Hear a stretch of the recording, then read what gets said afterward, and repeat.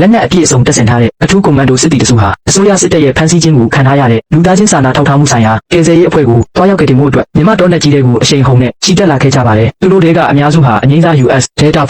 Force နဲ့ Navy SEALs အထူးတပ်ဖွဲ့ဝင်ဟောင်းတွေဖြစ်ကြပါတယ်။အစပိုင်းမှာတော့ဒါဟာတာမန်ကယ်ဆယ်ရေးမစ်ရှင်တစ်ခုလိုပဲသူတို့ထင်မှတ်ခဲ့ကြတာပါ။ဒါပေမဲ့ဒေတာခံတော်လှန်ရေးတပ်ဖွဲ့နဲ့ချိတ်ဆက်မိပြီးနောက်တော်လှန်ရေးတပ်ဖွဲ့ကသူတို့ကိုအစိုးရစစ်တပ်စီးနင်းတိုက်ခိုက်သွားတဲ့ကြေးရွာတရွာစီခေါ်ဆောင်သွားတဲ့အခါမှာတော့အခြေအနေတွေဟာပြောင်းလဲသွားခဲ့ပါတယ်။သူတို့ဟာစစ်တလင်းရဲ့အသက်အဖြတ်တွေကိုရိုးအိမ်နေအောင်မြင်တွေ့ခဲ့မှုတဲ့သူတွေဖြစ်ကြပေမဲ့လည်းအခုမျက်စိရှိမှမှာမြင်တွေ့နေရတဲ့မြင်ကွင်းကြောင့်တစ်ဖွဲ့လုံးစိုးအမြင့်တက်သွားခဲ့ရပါတယ်။အစိုးရစစ်တပ်ရဲ့ရက်စက်ကြမ်းကြုတ်မှုဟာသူတို့တွေးထင်ထားတာထက်မကအဆောက်အအုံများစွာပုံမူလွန်ကဲနေခဲ့တာပါ။ဒီကလုံးမှာရှိတဲ့လူတွေကိုယောက်ျားမိန်းမလူကြီးလူငယ်မျိုးရဲ့အကုန်လုံးကိုအစုလိုက်အပြုံလိုက်ပုံမြင့်ထားခဲ့ကြပါတယ်။ဒီမြင်ကွင်းကိုမြေပြင်ကငရဲပုံတို့တင်စားရင်အောင်နဲနေပါသေးတယ်။လူစုဟာတိုက်ပွဲဝင်စီစဉ်ကိုဆွေးနွေးနေတော့မှပဲစစ်ကားတစ်စီးရုတ်တရက်ဆက်ရောက်လာပြီးစစ်သားတွေကကားပေါ်ပါလာတဲ့သူတွေကိုရိုက်နှက်မောင်းချလိုက်ပါတယ်။ဒီနေရာဟာစစ်သားတွေအတွက်တော့ပျော်ပွဲစားကွင်းတစ်ခုလိုပါပဲ။စစ်သားအလုံးဟာအိတ်ကက်ထဲကပတ်စံတွေကိုထုတ်ပြီးလောင်းကြီးထပ်ဖို့ပြင်ဆင်ကြပါတော့တယ်။အခြားစစ်သားနှစ်ယောက်ကတော့သူတို့လက်ထဲကနေမိုင်းတွေကိုလေကွင်းထဲကိုတောက်လျှောက်ပစ်သွင်းနေခဲ့ကြပါတယ်။အားလုံးအစင်သင့်ဖြစ်ပြီဆိုတာနဲ့ဝဲစင်ကိုချက်ချင်းစတင်လိုက်ပါတယ်။ကန်ဆိုးလို့မိုင်းနေမိတဲ့သူဟာချက်ချင်းပဲအသားစင်တွေလွင့်စင်ပြီးအစပြောက်သွားရပါတယ်။တကယ်လို့ပထမတစ်ခေါက်မှာမိုင်းမပေါက်ပဲလွတ်သွားရင်တော့သူတို့ကိုလေကွင်းနဲ့ဒုတိယတစ်ခေါက်ပြန်ပြေးခိုင်းပါတယ်။အတိအကျဒီအချိန်မှာပဲစစ်သားတစ်ယောက်ကတနက်နဲ့ပစ်ဖို့ပြင်လိုက်စင်မှာပဲတရားတစ်စင်ဟာသူ့ရင်ဘက်ကိုထောက်ထွက်သွားခဲ့ပါတယ်။ဟိုဘက်မြို့လေးကိုကင်ဆွဲထားတဲ့ရန်ဘိုလမ်းပေါ်ဟာလေးကျိုးကိုချက်ချင်းပြန်ဆွဲပြီးနောက်ထပ်များတစ်စင်ထပ်မံပစ်ခတ်လိုက်ရာစစ်သားနှစ်ယောက်လုံးနေရာတင်ပွဲချင်းပြီးတိတ်ဆုံးသွားခဲ့တယ်။ဒီအချိန်မှာတော့ကျေးစားစစ်သားကောင်းဆောင်ဟာဒီလေသူကြီးကိုမျက်လုံးပြူပြီးအထင်ကြီးသွားခဲ့ရပါတယ်။ဒါပေမဲ့သူကတော့ဒီမစ်ရှင်ကိုအမြန်ဆုံးဆုံးလုပ်ပြီးထိုင်းနိုင်ငံနယ်စပ်ဘက်ကိုပြန်လှည့်ချင်နေတော့မှာပဲ။နောက်ဆုံးမှာတော့အဖွဲ့ဝင်အားလုံးဟာရန်ဘိုရဲ့ဩဇာတိတ်ကမှနဲ့6လက်နိုင်စွာအောင်မှာအလိုလျောက်အញ្ញံခံလိုက်ကြရပါတယ်။စလိုက်ပါသမားကတော့စစ်ဗိုလ်ချုပ်ရဲ့စခန်းစီကိုအရင်ဆုံးတိတ်တဆိတ်ထိုးဖောက်ဝင်ရောက်သွားပြီးအချက်ချကြတဲ့အမြင့်ပိုင်းနေရာကိုစီးမှုနေရာယူလိုက်ပါတယ်။ပြီးနောက်စလိုက်ပါတနက်ကိုအသင့်ပြင်ပြီးစောင့်ကြည့်ထောက်လန်းတာနဲ့ပြစ်ကူပေးဖို့ပြင်ဆင်ထားလိုက်ပါတယ်။ရန်ဘိုနဲ့ကျန်တဲ့သူတွေကတော့ကယ်ဆယ်ရေးမစ်ရှင်အောင်မြင်သည်ဖြစ်စေ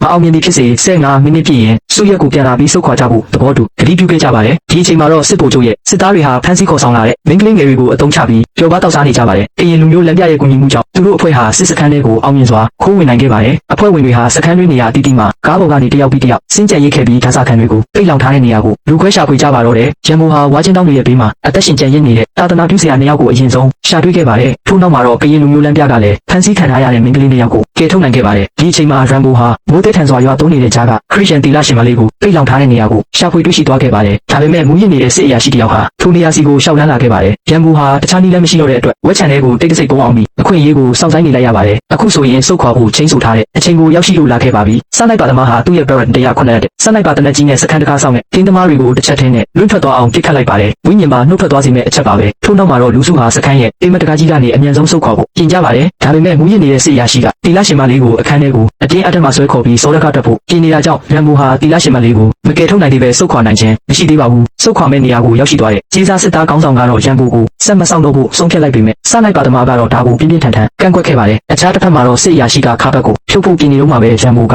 သူ့ရဲ့နောက်ကနေလေဘင်းကိုအတင်းညှစ်လိုက်ပြီးစစ်အရာရှိရဲ့လေချောင်းတစ်ခုလုံးကိုအရှင်လက်ပလာနဲ့ဆွဲဖြဲပစ်လိုက်ပါတယ်။ရန်ဘိုဟာတီလာရှင်မလေးကိုလက်ကဆွဲပြီးစခန်းအပြင်ဘက်ကိုအပြင်းထန်ပြေးထွက်လာတဲ့အချိန်မှာတော့မမျှော်လင့်ပဲကင်းလှည့်နေတဲ့စစ်သားနှစ်ယောက်နဲ့တိုးပြီးတနက်နဲ့အပြစ်ခံရပါတော့တယ်။ရန်ဘိုဟာဒါကိုမြင်တာနဲ့တီလာရှင်မလေးကိုသူ့ခန္ဓာကိုယ်နဲ့အုံမူပြီးကာကွယ်ပေးလိုက်ပါတယ်။တကယ်တော့စလိုက်ပါသမားဟာအခြေအနေရရက်ကိုငဲ့ညာပြီးရန်ဘိုတို့စုတ်ခွာနိုင်အောင်ကူညီဖို့အတွက်နောက်ချန်နေရခဲ့တာဖြစ်ပါတယ်။နောက်တစ်နေ့မနက်ခင်းကိုရောက်တဲ့အခါမှာတော့တညလုံးမူရစ်ပျော်ပါနေခဲ့တဲ့စစ်သားတွေဟာဒဇာခံတွေအားလုံးလွတ်မြောက်သွားတာကိုသိလိုက်ရပါတော့တယ်။ဒေါသအမြင့်ချောင်းထွက်နေတဲ့တပ်မှုဟာစစ်သားအားလုံးကိုတော်နေပြီးကျေးစားစစ်သားအဖွဲ့ကိုလိုက်လံဖမ်းဆီးဖို့ချက်ချင်းအမိန့်ပေးလိုက်ပါတယ်။ကျေးစားစစ်သားအဖွဲ့စုတ်ခွာနေတဲ့လန်ခီမှာတော့စစ်သားကောင်းဆောင်ဟာမတော်တဆမိုင်းနှိမ့်မိသွားခဲ့ပါတယ်။ပောက်ကွဲတံဟာစစ်ဗိုလ်ချုပ်ရဲ့စစ်သားတွေကိုချက်ချင်းသတိပြုမိသွားစေပြီးဒီဘက်ကိုအတင်းလိုက်လံမောင်းနေလာကြပါတော့တယ်။အဖွဲ့သားတွေဟာနေရာတင်မဲ့ကင်းဆောင်ရင်ပြတ်ထွက်သွားတဲ့စစ်သားကောင်းဆောင်ရဲ့ခြေထောက်ကိုအပြင်းထန်ရေးပေါ်ဥဒပေးနေရပါတယ်။တစ်ချိန်တည်းမှာပဲတခြားတစ်ဖက်မှာတော့ရန်ဘိုတို့၃ယောက်ဟာလည်းစစ်တပ်ရဲ့အပြင်းအထန်လိုက်လံမဲလိုက်ခြင်းကိုခံနေရပါတယ်။ရန်ဘိုဟာစစ်တပ်ကခွေးတွေရဲ့အနံ့ခံအာယုံကိုတုံးပြီးသူတို့နောက်ကိုတကောက်ကောက်လိုက်နေမှရိပ်မိသွားပါတယ်။ဒါကြောင့်တီလာရှင်မလေးရဲ့အဝတ်တစကိုဖြဲပြီးသူ့ခြေထောက်မှာပတ်လိုက်ကစလိုက်ပါသမားကိုတီလာရှင်မလေးနဲ့အတူအရင်ဆုံးဆုတ်ခွာသွားဖို့ခိုင်းလိုက်ပါတယ်။ပြီးနောက်စလိုက်ပါသမားစီကနေမိုင်းပြ Claymore Mine ကိုတောင်းယူလိုက်ပြီးကောင်းကင်ဘော်ကိုတနက်တစ်ချက်ပစ်ဖောက်ခိုင်းလိုက်ပါတယ်။တနက်တန်တစ်ချက်ဟာတောနက်ကြီးတစ်ခုလုံးကိုထိမ့်ထွက်သွားစေခဲ့ပါတယ်။တနက်တန်ကိုကြားလိုက်ရတဲ့သူအားလုံးဟာသူတို့ရဲ့ပြစ်မှတ်တွေစီကိုအတီးတီးအပြေးသွားကြပါတော့တယ်။ရန်ဘိုမှာတော့သူ့ရဲ့ကိုယ်ပိုင်စီစဉ်ရှိနေခဲ့ပါတယ်။ဘာဖြစ်လို့လဲဆိုတော့ဒီတောနက်ထဲမှာဒုတိယကမ္ဘာစစ်တုန်းကဗြိတိရှတပ်တွေခြံထားခဲ့တဲ့9.4 တန်အလေးချိန်ရှိတဲ့ငလင်ပြင်းတန်ခံပုံစံကြီးထောက်ပွဲခေါင်းမရှိနေမှန်သူသိနေလို့ဖြစ်ပါတယ်။ရန်ဘိုဟာလေပြင်းမုန်တိုင်းလိုအရှိန်နဲ့ဘုံကြီးရှိတဲ့နေရာကိုရှာဖွေတွေ့ရှိပြီးနောက်80တရားမြောင်နဲ့အတူမိုင်းတွေကိုအမြန်ဆုံးထောင်လိုက်ပြီးမိုင်းမောင်းတံကိုဖြုတ်လိုက်ကတစ်စက္ကန့်ညပြင်အချိန်မဆွဲပဲဘုံနဲ့ဝေးရကိုအသက်လုပြီးထွက်ပြေးပါတော့တဲ့တစ်ချိန်တည်းမှာပဲအခြားတစ်ဖက်မှာတော့စလိုက်ပါသမားဟာ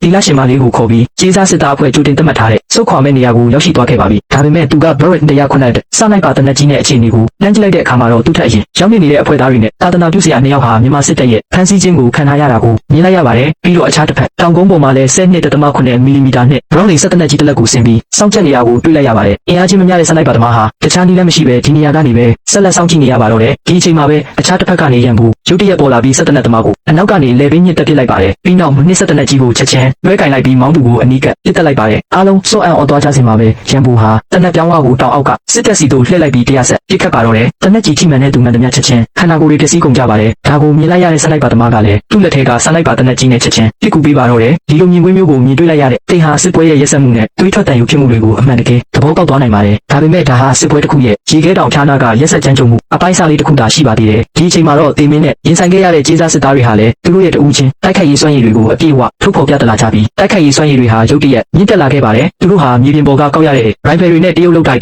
56 rifle တွေကိုသုံးပြီးစစ်သားတွေကိုပြင်းပြင်းထန်ထန်ပြန်လဲတိုက်ခိုက်ကြပါတော့တယ်အတိအကျဒီအချိန်မှာပဲမြန်မာစစ်သားတယောက်ကလက်ပစ်ပုံးတစ်လုံးပစ်သွင်းလိုက်ပါတယ်စစ်သားကောင်းဆောင်ကဒါကိုမြင်မြင်ချင်းတားဆီးဖို့ကြိုးစားခဲ့ပေမဲ့အချိန်နှောင်းသွားခဲ့ပါပြီအာရှနယ်ခွာကျေးဇူးစစ်သားဟာနေရာတင်ပဲဘုံထိမှန်ပြီးကြာဆုံးသွားခဲ့ရပါတယ်အခြားတစ်ဖက်မှာတော့ရန်ဘူဟာစစ်သားတွေရဲ့ပြင်းထန်တဲ့ပစ်ခတ်မှုအောက်မှာကြီးအိမ်ကိုအမြန်ဆုံးလဲလှယ်နေရပါတယ်စစ်အရာရှိကဒီအခွင့်အရေးကိုသုံးပြီး UHO 940ပစ္စတိုတနက်နဲ့တာသနာပြုဆရာတယောက်ကိုပြစ်လဲလိုက်ပါတယ်သူနောက်ထပ်ဆက်ဖြစ်ဖို့ပြင်နေတော့မှာပဲအခြားတာသနာပြုဆရာတယောက်ဟာသူ့ရဲ့ကိုးကွယ်ယုံကြည်မှုကိုဆွန့်လွတ်ပြီးရဲရဲဝံဝံပဲစစ်အရာရှိကိုမြေပြင်ပေါ်လုံးထွေးတက်ပုတ်ဖို့ခေါ်အောင်လိုက်ပါတော့တယ်နောက်ဆုံးမှာတော့တာသနာပြုဆရာရဲ့ခက်ထန်ပြတ်သားတဲ့မျက်လုံးတွေအောက်မှာလေအဲ့ဒီစစ်အရာရှိဟာအရှင်လက်လက်ထူထောင်တက်ဖြတ်ခြင်းကိုခံလိုက်ရပါတယ်ဒါပေမဲ့အတိအကျဒီအချိန်မှာပဲမြန်မာစစ်တပ်ဟာပြင်းထန်လာတဲ့စိန်ပြောင်း modern ပြစ်ခတ်မှုတံကိုမမျှော်လင့်ပဲအလူးလဲခံလိုက်ရပါတော့တယ်